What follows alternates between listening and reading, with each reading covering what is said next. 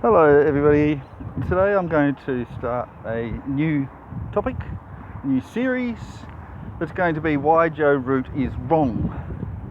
And this is related to some comments that Joe Root gave at the end of the fourth Ashes test at Old Trafford, and to explain why he thought it was wrong that England finished with a draw and Australia drew as well, but in spite of England being a long way ahead. And of course we had a lot of rain on the last 2 days of the test. There was only 30 overs possible on day 4, and the 5th day was completely washed out. So what Joe Root said was that they should, he said here in the UK, this time of year it doesn't get dark till 10 o'clock at night. So they should just keep playing until they've played, till it gets dark. So why is that wrong? Well, firstly, he wasn't actually talking about the days where it rained. So just to be clear, he was talking about playing until 10 o'clock on the first 3 days when there was no rain, when there was no time to make up. Even if he was talking about the rain issue, well, the current laws are that you can only play an extra hour and a half. No matter how much rain fell that day or the day before or any other day, the maximum that they can play overtime is an hour and a half. So if the finish is 6 o'clock, they can only play till 7:30. And the most amount of extra time that they can play on a given day, regardless of anything else, is 1 hour. So it goes for an extra hour and a half, but they can only play till 7:30 if there was at least 30 minutes lost on that day.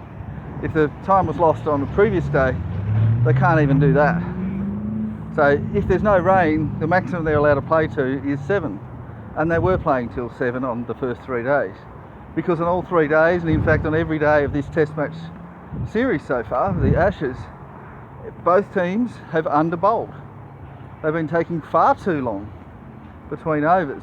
So even with that extra hour played every single day, going till 7 o'clock instead of 6, every single day, they're still not getting through their 90 overs. They're not even getting close. They're doing like 78 overs, 83 overs, that sort of thing. So, in spite of the extra hour.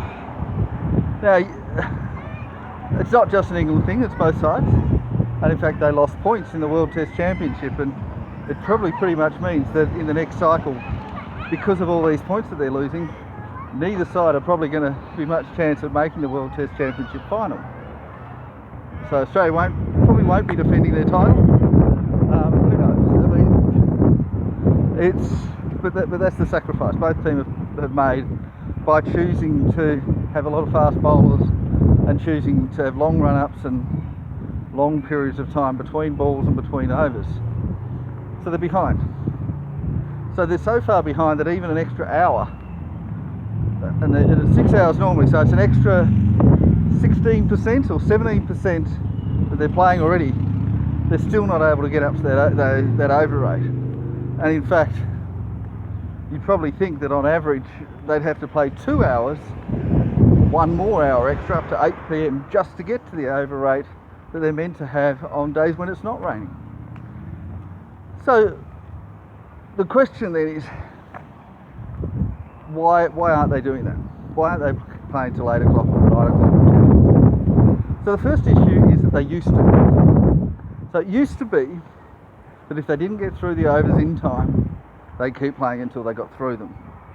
And that was how it used to be. So if you didn't get through your overs by 6 o'clock and there was still good light, you keep playing. And if it wasn't over till 7 o'clock, well, you kept going. And if it wasn't over all day, well, the next day you come back a bit early. So you'd be starting at, instead of 11, you'd be starting at 10, or you might start at 9:30. You'd play long days. And they used to do that. I'm not sure when they stopped, but they certainly doing it in the 80s and 90s. And if you had rainfall, well, yeah, you could be playing 10, 12-hour days. And they used to do that. So the first question is, why did they stop doing that? Because obviously Joe Root wants them to go back to that and even do it worse, because they were never going till 10 o'clock. That wasn't happening, not on a regular basis, unless there was a very good reason for it. Not in a test match. So why did they stop? So the basic reason is that the players internationally unionise. So not every country has their own cricket players union, but some do, and they unionise internationally, so that for the international players who don't have their own national players union, they can join the international players union. And even the ones that do have their own union still also join the international union. So for example, Australia have their own individual nations union. I don't think the West Indies might. Some countries don't. I don't believe Zimbabwe does. But they can all join the international. And as an international body, they vote about things like this, and then they put it forward to the ICC. And one such resolution was to say, well, the maximum we want to play extra on top of our 6 hours is 1 hour in test, and that the maximum that they want to have to play late is an hour and a half later, which is still 7:30. So that's it. That's decided by the Players Union. Then the ICC authorises it. Now, if the ICC wanted to, they could just say, no, you're playing till 10 o'clock. And the players would then have the option of either going along with it or striking. So ICC, in a sense, they do have the final say, but they know that they need the players' support in order to keep going ahead. So what would happen if the ICC just went and did what Joe Root said and said, oh look, Stuffy, you're playing till 10 o'clock. Well, the Players Union would probably say, hey, you already agreed to let us only have an hour and a half maximum, and only an hour if there's no interruptions on that day. What the hell are you doing? And the ICC would say, hey, Joe Root said, he's one of your players, he's the voice of all of you. And you can imagine what might happen. Joe Root may well be banned from playing Test cricket over it. If the ICC did go along with it, it would be, to put it mildly, it would never happen, and it would create an outrage just to be suggested. So, not going to happen. And the other thing is, even if they did, let's say all the players all agreed and said, oh look, this was a travesty of justice, that England should have won that 4th test, that was disgraceful, Australia's cheating, everybody except for Australia, because of course Australia probably not going to agree, all agree to do that. Well, then we'd be playing, so 11 hours, but of course you've got an hour, you've got a lunch and a tea break, and so 11 hours would probably be 5 sessions.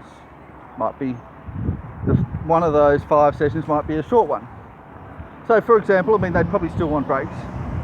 So let's say they go from 11 to 1, that's the morning session, have lunch, 1 to 1:40, go 1:40 to 3:40 for the middle session, then go 3:40 to 4 is tea, 4 to 6 is the 3rd session, usually the final session, but then they have a break, because they're going to keep playing until 10 o'clock, remember. So let's say they have a half-hour break now, that'll be fair. Half-hour break, they can call it supper, whatever they want to call it. Come back at 6:30, and now we go to 8:30. Well, then you're going to have another break, and you go to 8:30 to 9, and then you play 9 to 10. So you're probably going to have an extra hour worth of breaks. So they're going to have 2 hours of breaks for the day and play a 9-hour day. So in that 9-hour day, so normally you've got 6 hours, you're expected to get through 90 overs, assuming no interruptions. Obviously, getting this test, they're not doing the 90 overs, they're doing more like about 70. But let's say you got a full match and you're bowling properly. So you got a 9-hour working day, we'll say, across an 11-hour space of time. An extra 50%. So from 6 hours to 9 hours. So if 6 hours gets you 90 overs, 9 hours should get you 135. And so let's say they do that for 5 days.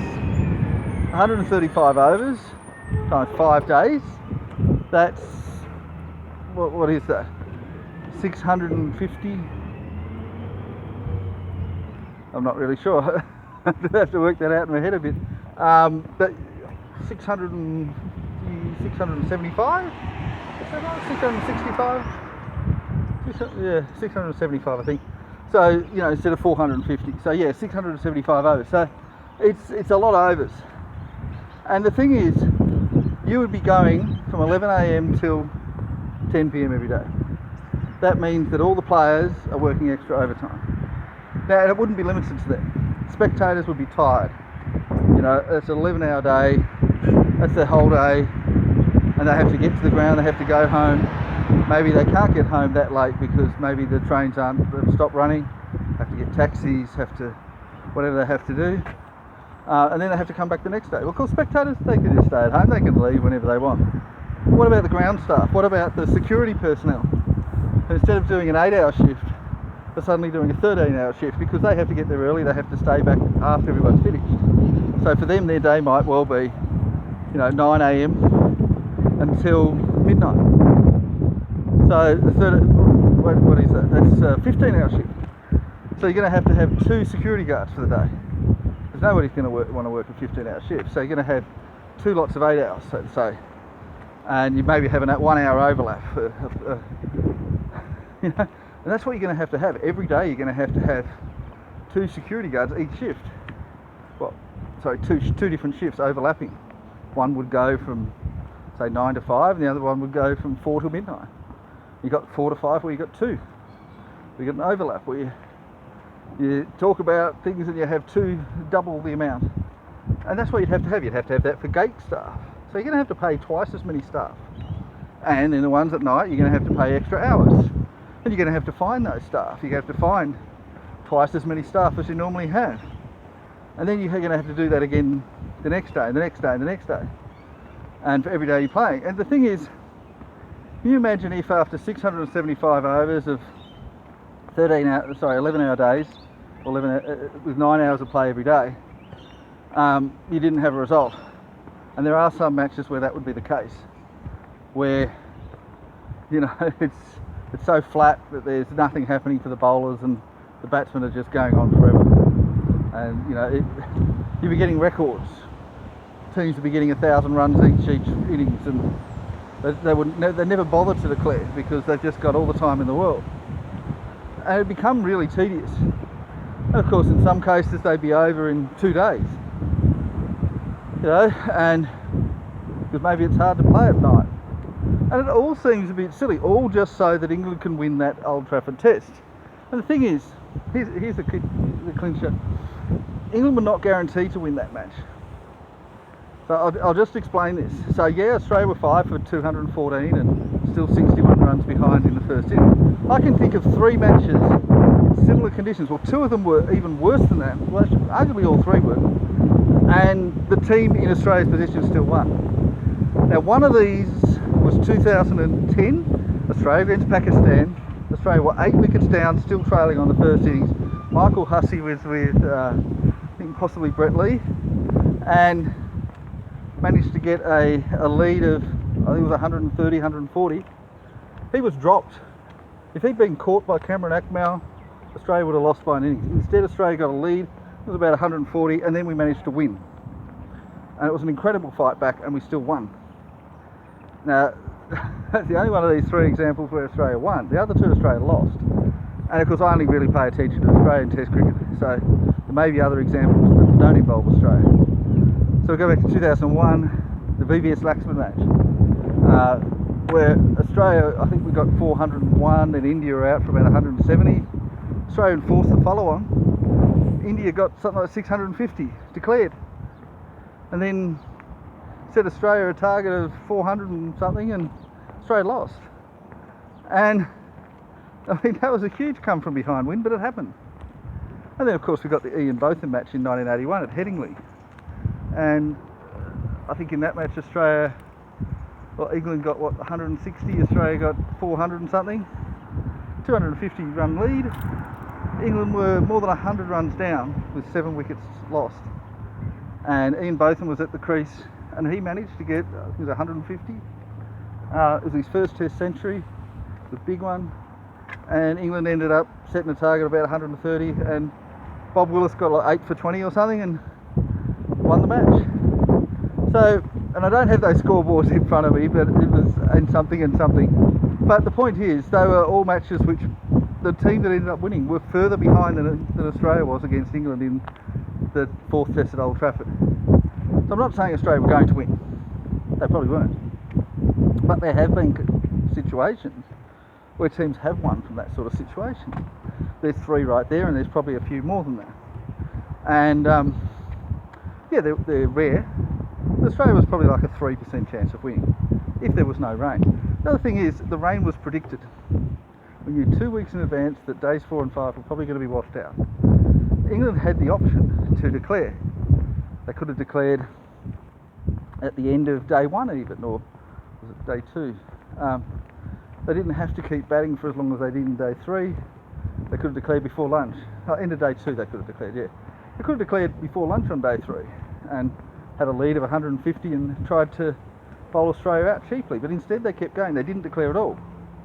Then they say, oh, this is not fair, it rained. Well, you could have declared. They had the option. They would have been a much better chance of winning if they'd declared. Sure, they might still not have won, but they would have been maximising their chances. So England can't really complain about the weather, which was predicted, when they had those options. And sure, I don't like to see draws, but this idea of playing till 10 o'clock is not the solution. And in the rest of the series I will go over what I think are better solutions. But just wanted to start that one off. Joe Root's wrong. Anyway, that's it for me. Bye bye now.